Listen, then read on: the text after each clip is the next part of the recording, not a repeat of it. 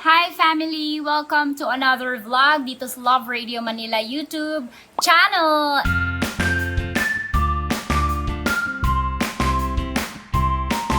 And maraming nag-PM po, nag-chat, nagko-comment kay Mommy Tanya, Chinita kung paano ba ako naglalagay ng aking eyeliner. Nakita niyo naman sa mga videos ko, lagi ako may eyeliner. Siguro mga 1.5 out of 10 videos ay wala akong eyeliner. So most of the time may eyeliner. At marami nagtatanong, paano ko ba nilalagay yung eyeliner ko? By the way, yan po yung itsura ko kapag wala akong makeup, ang pangit.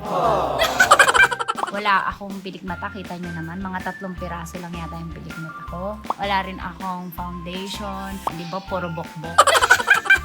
Wala akong concealer. So ngayon susubukan ng Mommy Tanya, Chinita sa inyong harapan na maglagay ng eyeliner. At ang gamit kong eyeliner, etong Nichido Kineme Eyeliner. Ayan, waterproof, smudge-proof. O, ano ibig sabihin nun? O, ibig sabihin, ano siya, may libre siyang tubig. Smudge-proof, ibig sabihin nun, aprobado ng smudge. Ayoko naman, joke. Ang shade nito ay Midnight Matte. So, maganda daw to sa hating gabi. Ayan o, Midnight Matte. Maganda to sa hating gabi.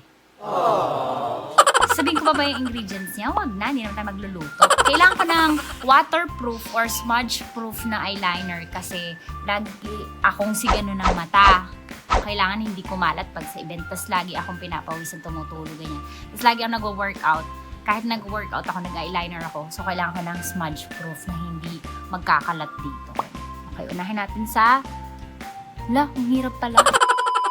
Guys, we're back, guys. Nakakuha na ako ng salamin, guys. Sa salamin may batas. Pag sinabing bawal lumabas, bawal lumabas.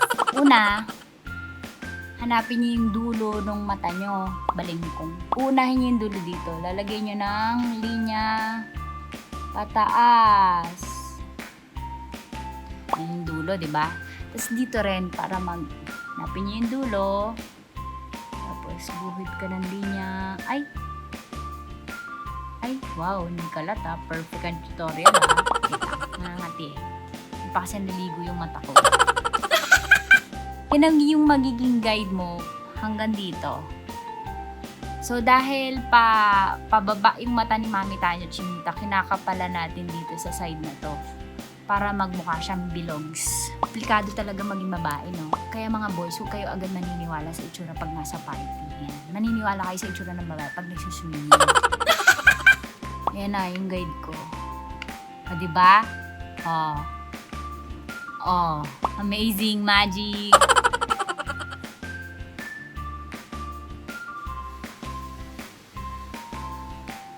Yan na yung guide ko.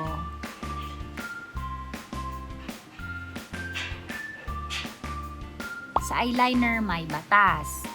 Bawal lumampas, bawal lumampas. Tapos, pag inayos mo, yung low sa loob ng mata mo, ay pwede na palang lumampas.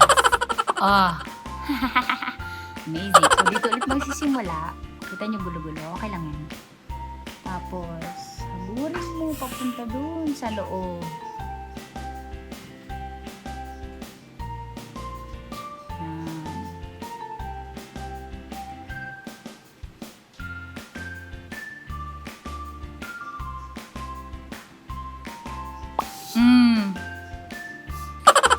And that's how I do it.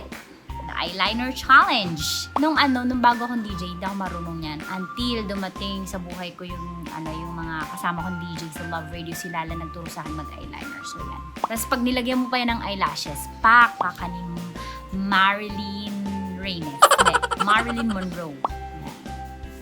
So ang ganda. So that's it. Sana ay Ma'am Shimi natutunan kayo sa eyeliner natin, sa tutorial natin ngayon. That's all. Thank you. Bye. Always your number one SM radio station.